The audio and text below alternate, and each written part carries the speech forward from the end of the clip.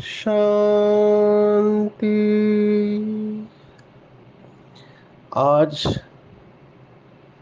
20 सितंबर 2023 भारत में बुधवार है। Today is 28th September 2023 and it's Wednesday in Bharat. आज की मुरली का जादुई रहस्य स्वयं को प्रेरणा देने के लिए Magical secrets of today's Murli for motivating the self। आज की पूरी मुरली हम आज की मुरली के गीत के ऊपर ले सकते हैं।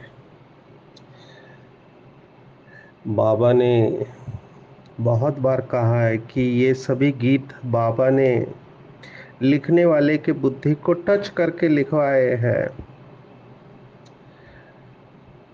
आज की मुरली का गीत है महफिल में जल उठी क्षमा।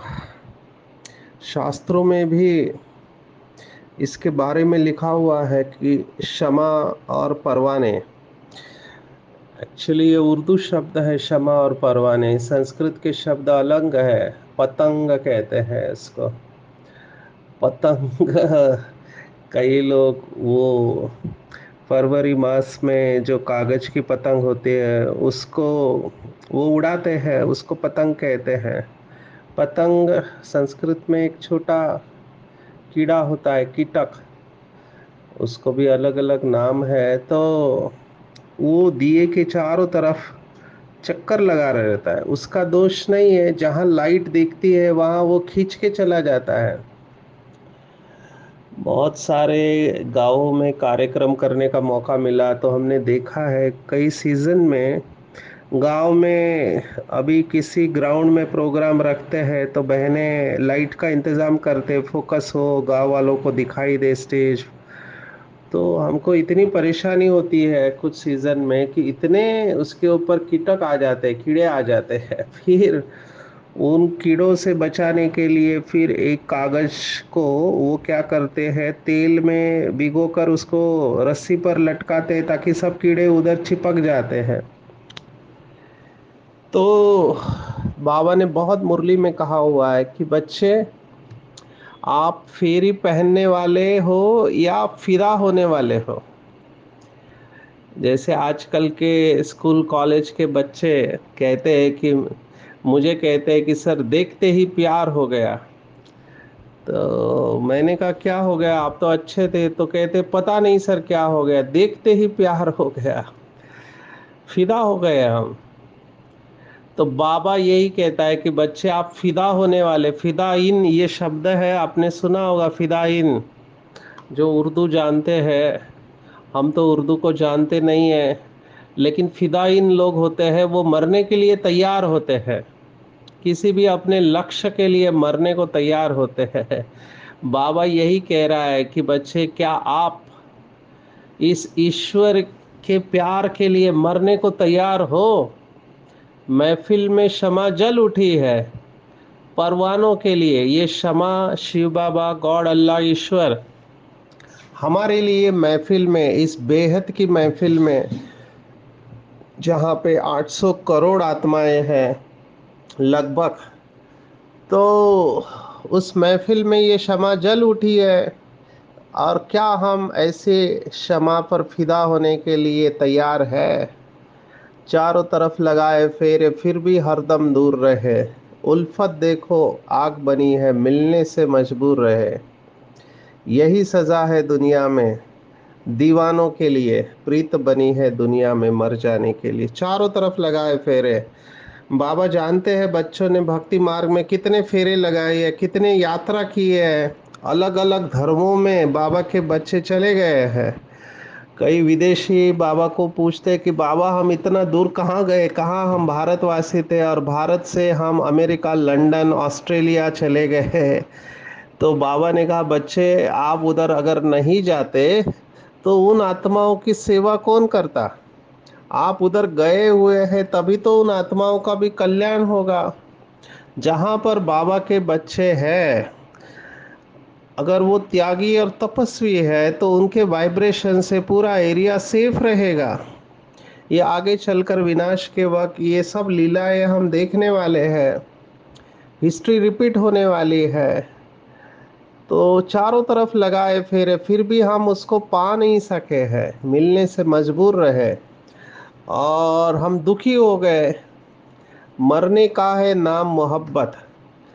कुछ दिन पहले बाबा ने कहा था स्वर्ग में जाने के लिए मरना पड़ेगा। हमारी लौकिक माता जी भी, हम देखते थे हम चारों भाई घर में कोई मदद नहीं करते थे माता जी को, तो उनके मुख से निकलता था मेरे को ही मरना है क्योंकि मुझे ही स्वर्ग में जाना है। तो ये आम कहावत है, common parlance, it is use that मेरे को ही मरना है क्योंकि स्वर्ग में मुझे ही जाना है। क्योंकि मरे बिगर स्वर्ग जा नहीं सकते हैं। मैं एक बार मुंबई के ट्रेन में ट्रैवल कर रहा था तो मेरे सामने एक व्यक्ति बैठा था, उसने टी शर्ट पहना था। आजकल के बच्चे ऐसे टी शर्ट पहनते हैं जिसके ऊपर कुछ वो स्टेटमेंट देते हैं, वो ऐसे टी शर्ट चूज करते हैं जिसके ऊपर कुछ लिखा रहता है।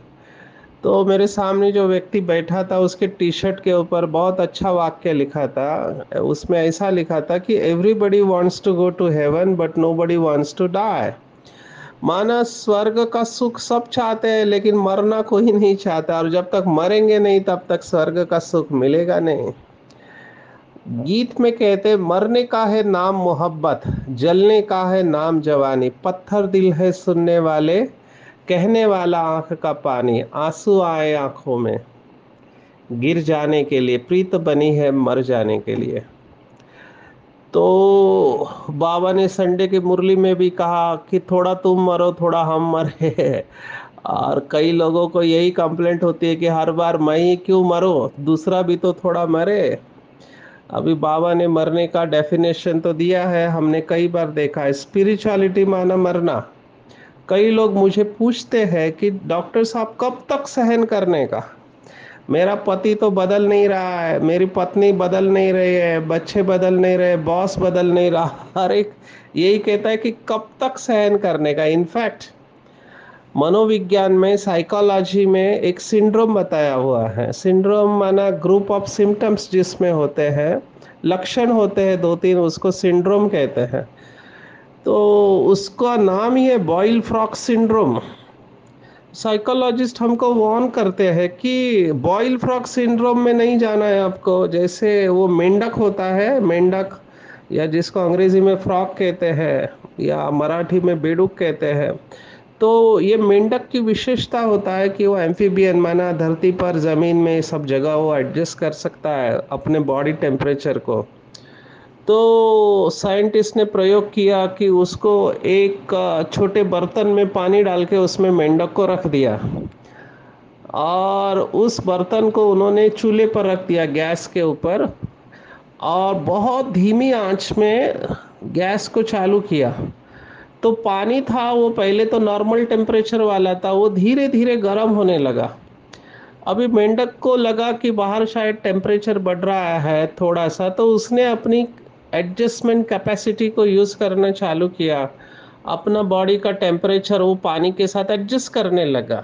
थोड़ा समय चला गया और मेंढक उस टेम्परेचर में खुश रहा। फिर साइंटिस्ट ने क्या किया, बहुत धीरे धीरे वो टेम्परेचर बढ़ाते गए। जैसे टेम्परेचर बढ़ाते गए, मेंढक अपना बॉडी का टेम्परेचर उसके साथ एडजस्ट करने लगा।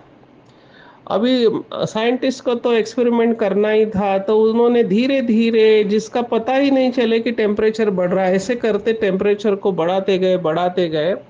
और एक ऐसा समय आया कि वो पानी बहुत गर्म हो गया। तब मेंढक को पता चला कि अभी मैं इसमें एडजस्ट नहीं कर पा रहा हूँ, तो मुझे यहाँ से जंप करना चाहिए।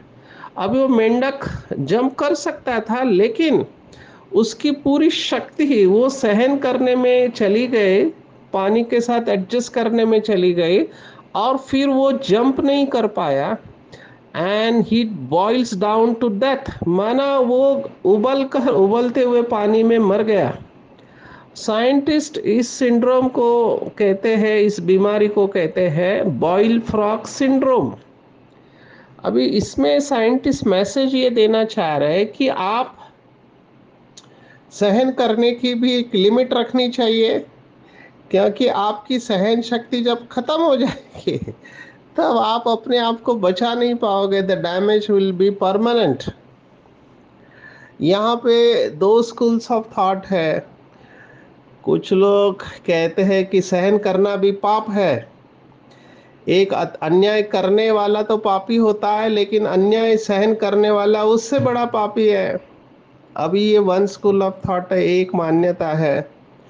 दूसरा है कि आपको सहन करना चाहिए, जितना हो सके सहन करना चाहिए, कुछ बोलना नहीं चाहिए। अभी आध्यात्मिकता में सहनशीलता को बहुत बड़ा वर्चू या शक्ति बताई गई है, लेकिन कब तक सहन करना चाहिए वो भी तो हमको डिसीजन लेना चाहिए। मैं ये आप लोगों के ऊपर छोड़ रहा हूँ। मैं ये नहीं कह रहा हूँ कि सहन करना चाहिए नहीं करना चाहिए, यू टेक अ कॉल। मुझे कई लोग कहते हैं कि कब तक और कैसे और कितना सहन करना चाहिए। बाबा ने तो कहा है कि बच्चे सहन करना चाहिए, कोई आपको कुछ कहता है वर्बली। आजकल लोग शब्दों को भी सहन नहीं कर पाते, वो अपमान की फीलिंग करते हैं। एक कायदा है भारत में, अगर आपने किसी को रेशियल रिमार्क्स दिए, जातिवाचक शब्द कहे, तो उसको अपमान समझा जाता है, उसको सजा हो सकती है।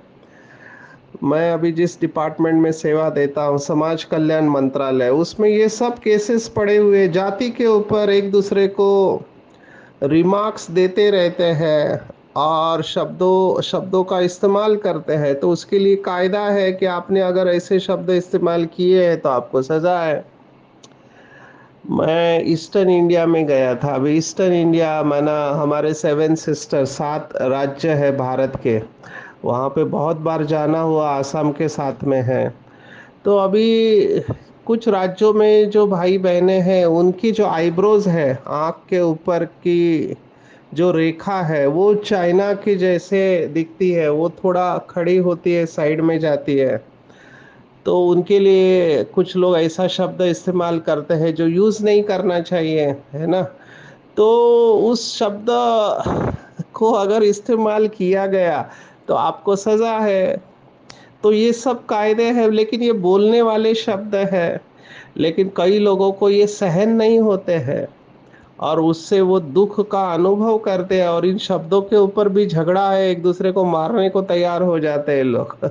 वो समझते हैं कि हमारा अपमान किया या हमारी जात का अपमान किया। बाबा ने कहा ये सब सहन करना है आपको।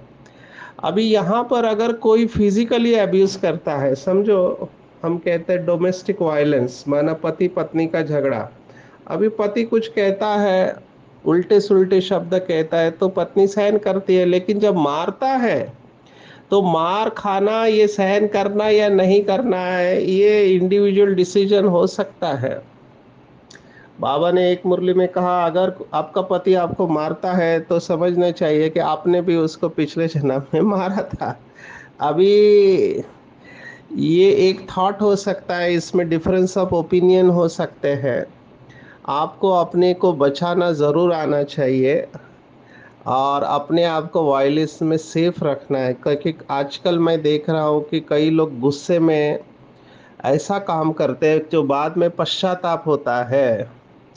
तो सहन कितना करना है, कब करना है, कैसे करना है, ये इंडिविजुअल डिसीजन मैं आपके ऊपर छोड़ रहा हूँ। मैं इसमें कोई जजमेंट नहीं दे रहा हूँ। मैंने तो जो फैक्ट्स दिखे, जो केसेस आते हैं, उसके बारे में आपको बताया। मैं ये कह रहा हूँ कि बाबा का डेफिनेशन है सहन करना।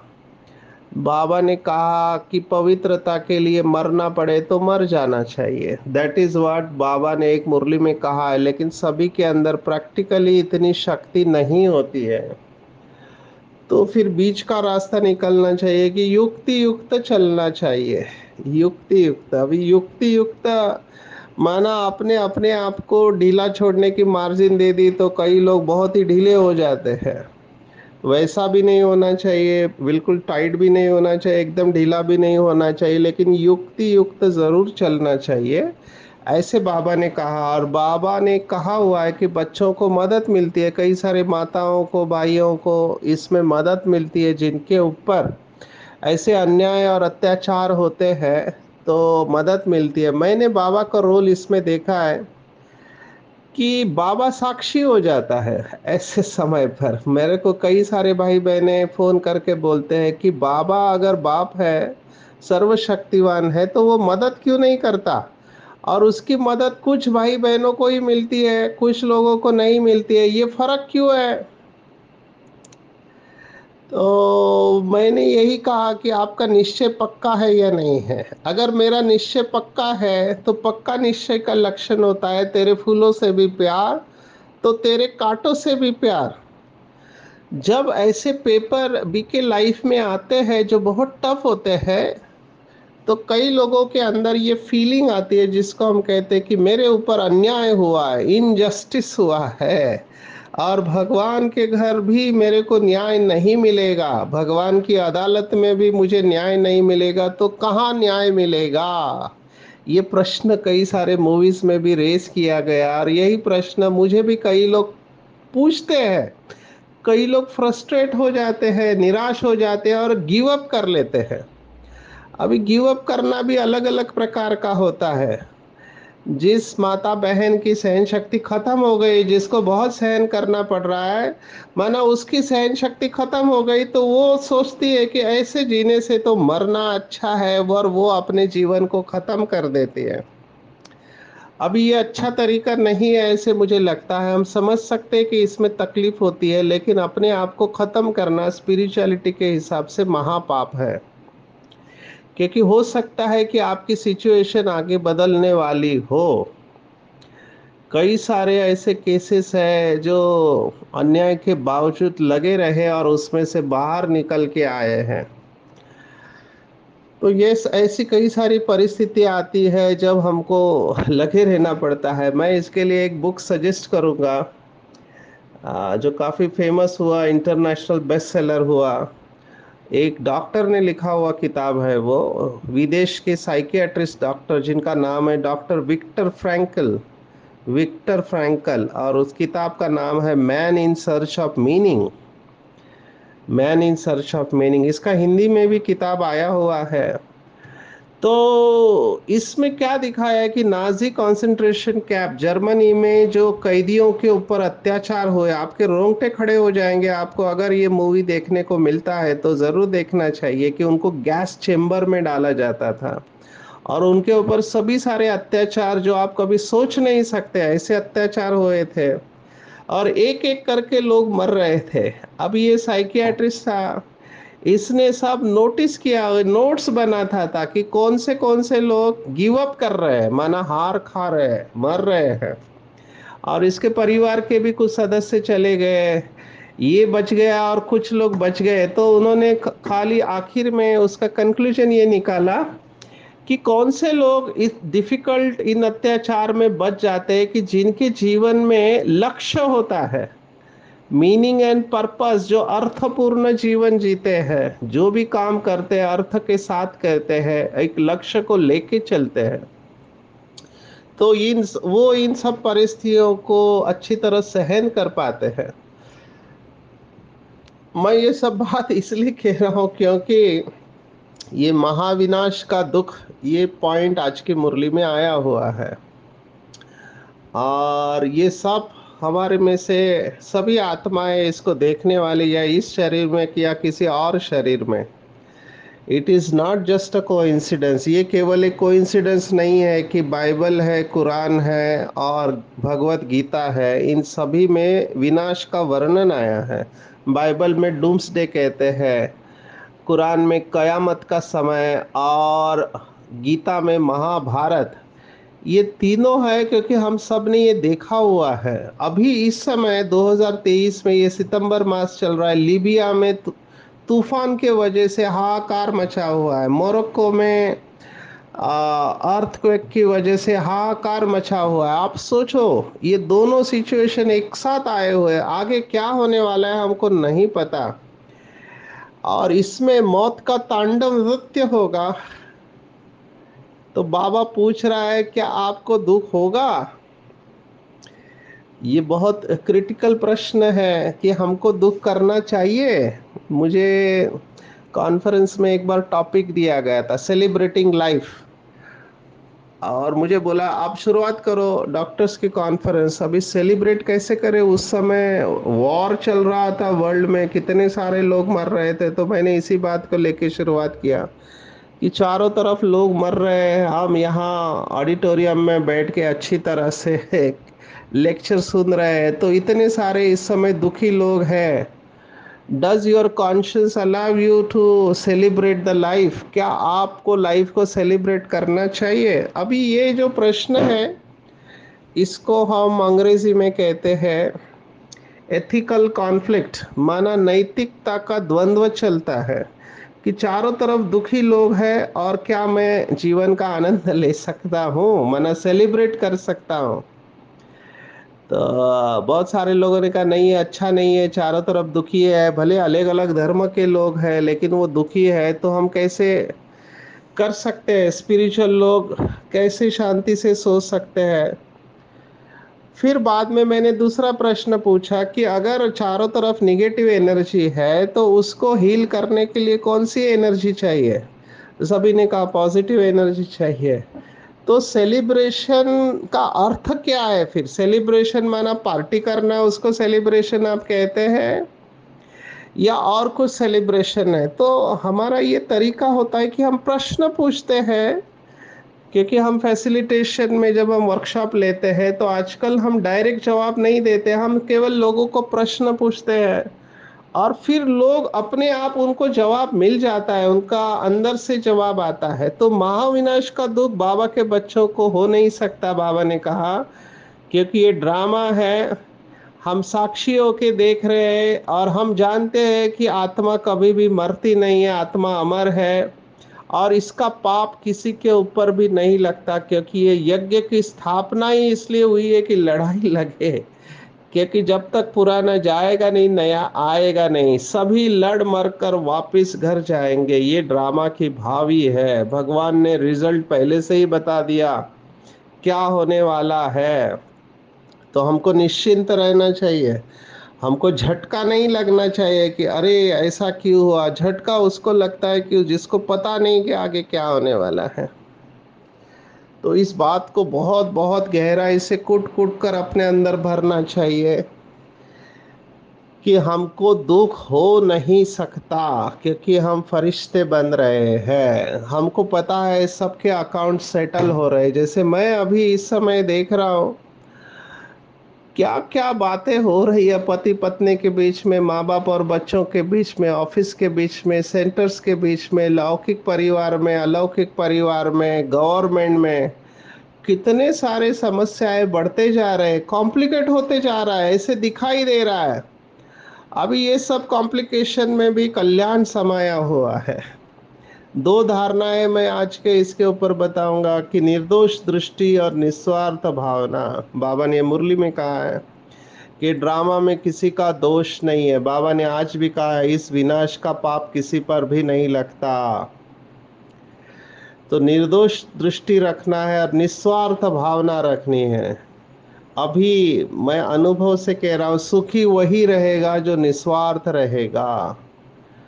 अपनी इच्छाओं को कम कर दो, कम से कम चीज़ों के ऊपर डिपेंडेंट रहो, क्योंकि जितना विस्तार करेंगे फिर सार में आना बहुत मुश्किल हो जाएगा। समेट कर तैयार रहना चाहिए, समेट कर तैयार रहना चाहिए जितना हो सके, क्योंकि बाद में समेटना बहुत मुश्किल होगा। जितना विस्तार होगा उतना बुद्धि उसमें जाएगी। बाबा का एक वरदान है, सार से विस्तार और विस्तार से सार। ये स्किल को, इस कला को, इस शक्ति को यूज करना आना चाहिए। कब मुझे विस्तार में जाना है, कब सार में रहना है, कब विस्तार में जाना है, कब सार में आना है। ये अभ्यास जिसका होगा वही आज के मुरली के अनुसार फर्स्ट क्लास या एयर कंडीशन की टिकट खरीदी कर सकता है। आज बाबा ने कहा है कि आपको फर्स्ट क्लास है, एयर कंडीशन है, सेकंड क्लास या थर्ड क्लास है, ये सब आप डिसाइड करोगे। आज बाबा ने और भी उदाहरण दिया है कि जैसे सागर होता है, फिर बड़ी नदी होती है, फिर छोटी नदी, फिर बड़े कैनल्स होते हैं जिसको बाबा कहते हैं महारथी, घुड़सवार और प्यादे। तो देखना चाहिए कि मुझे कौन सा टिकट मिलने वाला है। जैसे हम समझो अभी भारत में रहने वाले अमेरिका जाते हैं, तो अमेरिका जाने के लिए पासपोर्ट चाहिए और फिर टिकट भी चाहिए, वीज़ा भी चाहिए, ये तीनों चीज़ें हमको लेनी है। तो यहाँ से हमको सतयुग का टिकट भी चाहिए, पासपोर्ट भी चाहिए, वीज़ा भी चाहिए। अब ये पासपोर्ट वीज़ा टिकट क्या है मैं आपके ऊपर छोड़ता हूँ, आप थोड़ा चिंतन करें। और उसमें हम कौन से क्लास में यात्रा करेंगे, फर्स्ट क्लास, एयर कंडीशन, उसमें भी सेकंड एसी होता है, थर्ड एसी होता है, और फिर सेकंड स्लीपर होता है, और फिर जनरल बोगी होता है। तो ये सब हमारा जर्नी है, ये यात्रा है, और मुझे क्या पद मिलेगा, टिकट मिलेगा, बाबा ने समय समय पर बताया हुआ है। तो चेक करना चाहिए कि मैं किस नंबर में आऊँगा। 8, 108, 16,108, ये सब बाबा के बच्चे अब कर रहे हैं। बाबा ने कहा था एक मुरली में कि आगे चलकर हर एक को पता चल जाएगा कि आपका क्या पद होगा। बहुत नम्रता का गुण धारण करना है। सबसे ज़्यादा प्रॉब्लम उन लोगों का होगा जो दिखावा करेंगे कि हमारी अवस्था बहुत अच्छी है। अभी ऐसे ये भी एक कैटेगरी ऑफ पीपल होते हैं जो दिखावा करने वाले हैं, शो ऑफ करने वाले हैं। अभी इनको प्रॉब्लम क्या होगा, क्योंकि जब रिजल्ट आउट होगा तो बहुत समय तक दिखावा करके चले हुए हैं, तो रिजल्ट आउट होगा तो बहुत शॉकिंग लगने वाला है। क्योंकि आपको दिखाई देगा कि जिसके बारे में हमने कभी सोचा नहीं था, वो बाबा का बच्चा लास्ट सो फास्ट और फास्ट सो फर्स्ट नंबर ले रहा है। इसमें कोई दिखावा करने की ज़रूरत नहीं है, सच्चाई सफाई चाहिए, और नम्रता का गुण बहुत बहुत आपकी सेफ्टी का काम करेगा। नम्र रहना है, हर एक की ड्रामा में ज़रूरत है। कौन सी आत्मा कब कहाँ कैसे आगे चले जाएगी आपको नहीं पता, ये हम अनुभव कर रहे हैं, फील्ड में है इसलिए आपको बता रहे हैं। बाबा के बहुत अच्छे अच्छे बच्चे आ रहे हैं, और जो अच्छा योगी होगा ना उसको सब नवीनता का अनुभव होगा। हर सेकंड नहीं है। अंग्रेजी का एक कहावत मुझे बहुत अच्छा लगता है कि you can live life as nothing is miracle और एवरीथिंग इज मिराकल। जो ज्ञान की गहराई में जाएगा, जो ज्ञान स्वरूप आत्मा होगी, वो वंडर स्ट्रक होगी। उसको पता चलेगा कि हर क्षण मिराकल हो रहा है। अभी जितना आप ज्ञान की गहराई में जाओगे उतना आपको हर क्षण बहुत सुंदर अनुभव होगा। ये नयापन जो बाबा ने आज कहा है, नया अर्थात अलौकिक, स्मृति में नवीनता, बातों में नवीनता, मिलन में नवीनता, देखना भी नया। तो ये जितना नयापन होगा उतना फ्रेश रहेंगे, खुश रहेंगे। हर सेकंड आप नवीनता का अनुभव करेंगे। माना जो एक सेकंड पहले अवस्था थी और दूसरे सेकंड नहीं है, इसको बाबा ने शब्द दिया है फास्ट पुरुषार्थी। और ये नेचुरली आती है जब आपके पास वो दृष्टि आ जाती है, अलौकिक दृष्टि आ जाती है। तो आपको हर सेकेंड ये नवीनता, जैसे आजकल मैं देख रहा हूँ बोर्डम एक बहुत बड़ी बीमारी है। बोर हो गए, बोर हो गए मुझे कहते हैं बोर हो गए, वही वही बातें, वही वही खाना, वही लाइफ है। तो ये बोर्डम क्यों हो रहा है, क्योंकि आप नवीनता का अनुभव नहीं कर पा रहे हैं। और नवीनता या क्रिएटिविटी ये नेचुरली आती है अगर आपका योग अच्छा है तो। और हमेशा जैसे कहते हैं, आज बाबा ने भी कहा है कि परमात्म प्यार का जो अनुभव करते हैं वो सदा अतीन्द्रिय सुख आनंद की अनुभूति करते रहते हैं, और यही सहज योग है। तो चेक करना चाहिए कि क्या मैं ऐसा सहज योगी हूँ या मुश्किल योगी हूँ। अचल अडल रहता हूँ और गृहस्थ व्यवहार में रहते क्या कमल पुष्प के समान रहता हूँ। आज बाबा ने बच्चों को भी याद किया जो मातृद्रोही है और मातृ स्नेही है। इस समय कलयुग है तो मातृद्रोही ज़्यादा है। बाबा ने कहा पति का 50% पत्नी को मिलता है, ठीक है ना, क्योंकि वो हाफ पार्टनर है। ये बातें बाबा ने बहुत बार बताई हुई है, इसलिए मैं इसमें नहीं जाऊंगा। मुझे लगता है कि मर जाने के लिए हमको तैयार रहना चाहिए, पर मरना है तो खुशी खुशी से मरना है। जैसे मिशनरी लोग होते हैं, वो परमात्मा का परिचय देने के लिए, धर्म परिवर्तन करने के लिए जान भी गंवा देते हैं। टेररिस्ट होते हैं, सुसाइड बॉम्बर्स होते हैं, वो अपने लक्ष्य के लिए अपने शरीर को खत्म कर देते हैं। हमको ऐसे तो कुछ नहीं करना है, शरीर से सेवा करनी है, लेकिन ये छोटी छोटी बातें हैं, उनको सहन करना है, परमात्मा के याद में रहना है, क्षमा के ऊपर फिदा जाना है। तो ये बातें बहुत छोटी लगेगी, और अगर हमारा योग अच्छा है तो सूली से काटा हो जाएगा। बिल्ली के पुंगरे माना बच्चे आग में भी सुरक्षित रहेंगे। तो चेक करना है कि मुझे कौन सा टिकट मिलने वाला है, फर्स्ट क्लास एयर कंडीशन या सेकंड क्लास या थर्ड क्लास।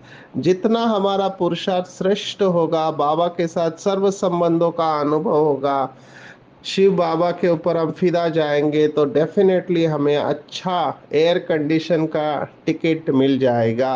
अच्छा। ओम शांति।